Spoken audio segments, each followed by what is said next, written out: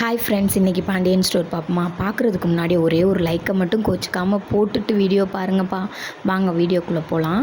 என்ன நடக்குதுன்னு பார்த்தீங்கன்னா, மீனா வந்து ரொம்ப நாளாக மயில் கூட பேசாதனால ஒரு மாதிரியாக இருந்திருக்கும் போல். அதனால் இப்போ மீனாவும் மயிலும் கோயிலேருந்து பேசுவோம்னு சொல்லி கோயிலுக்கு வந்திருந்துருக்காங்க. ஆனால் அது செந்திலுக்கு ஒரு டவுட் இருந்திருக்கு. ஆனால் மீனா இங்கே வந்து மயில் கூட பேசிக்கிட்டு இருக்காங்க. மயில் வந்து நான் வந்து இப்போ கரெக்டாக இருக்கேன், எனக்கு மாத்திரை மருந்து டானிக்கு எல்லாமே நான் கரெக்டாக வாங்கிக்கிறேன் மீனா, எல்லாத்துலேயுமே கரெக்டாக இருக்கேன் மீனா, எல்லோரும் நான் வந்து ஒரு பூரிப்பாக இருக்கேன்னு சொல்கிறாங்க மீனா. மாமா கூட வந்து அதைத்தான் மீனா சொன்னாங்க அப்படின்னு சொல்லி சொல்கிறாங்க. ஆமாக்கா, என்னன்னு தெரியல, அவங்க மூஞ்சியில் ஒரு கலை தெரியுதுக்கா அப்படின்னு சொல்லி சொல்கிறாங்க. ஒருவேளை நான் மாசமாக இருக்கனால தெரியுமோ அப்படின்னு கேட்குறாங்க மயில். இல்லைக்கா, அதுக்கும் மீறின ஒரு மெச்சூரிட்டியான ஒரு ஃபேஸ் தெரிகிற மாதிரி இருக்குக்கா அப்படின்னு சொல்லி சொல்கிறாங்க. அப்படியாக்கா அப்படின்னு சொல்லி சொல்கிறாங்க. அப்புறம் பார்த்தீங்கன்னா செந்தில் பார்த்துடுறாரு. பார்த்தோன்னே இந்த பக்கத்து பார்க்கையில் மூஞ்சி தெரியலை. அப்புறம் அங்கிட்டு தள்ளி வந்து திரும்பி பார்க்கையில் பார்த்தீங்கன்னா மூஞ்சி தெரியுது. கோவம் கண்ணு முன்னு தெரியாமல் இருக்குது. என்ன செய்கிறதுன்னு தெரில. அப்படியே விட்டால் கோயிலுக்குள்ளேயே சப்புன்னு அடிச்சு விடுவார், அந்த அளவுக்கு கோவம் இருக்குது. சரின்னு 2 பேரும் பேசி முடிச்சுட்டு வெளியில் வராங்க. மயில் போனதுக்கப்புறம் மீனாவை கூப்பிட்றாரு செந்தில். கூப்பிட்டு அங்கே கோயில் வாசல்லையே வச்சு வாய்க்கு வந்ததெல்லாம் பேசி தள்ளுறாரு.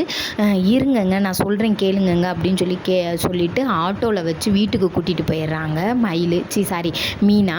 அப்புறம் பார்த்திங்கன்னா அப்படியே கதிர் மாமாவும் ஆஸ்பத்திரிக்கு போகிறாங்களே அதை காமிக்கிறாங்க.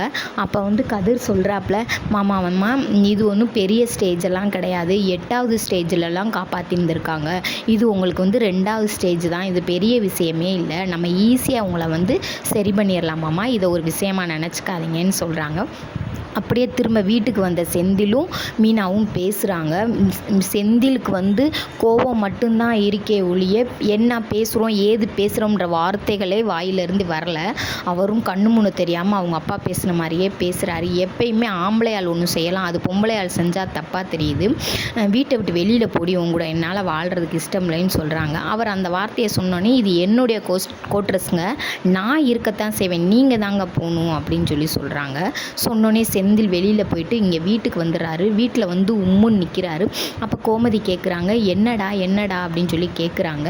அங்கிட்டு இருந்து அவங்க அம்மாச்சி வந்து, என்னடா இப்போ தான் உங்கள் அப்பாவும் உங்கள் அம்மாவும் சண்டையை முடித்தாங்க, அடுத்து நீ ஆரம்பிச்சிட்டியா அப்படின்னு அவங்க அம்மாச்சி கேட்குறாங்க. கேட்டுட்டு, ஏங்க மருமையனே, நீங்கள் வீடை வாஸ்து பார்த்து தான் கட்டுனீங்களா அப்படின்னு சொல்லி கேட்குறாங்க. அப்போ கோமதி கிட்ட செந்தில் சொல்கிறாப்புல, அம்மா மயில் நம்மளை போலீஸ் ஸ்டேஷனில் உட்கார வச்ச மயில் உங்கள்கிட்ட பேசிக்கிட்டு இருக்காம்மா, எவ்வளவு சொன்னாலும் கேட்கவே மாட்டாம்மா அப்படின்னு சொல்கிறாங்க. கொஞ்ச நேரத்தில் மீனாவும் வந்துடுறாங்க. அப்போ பாண்டியன் வந்து மூஞ்சியை கூட பார்க்க தயாராக இல்லை.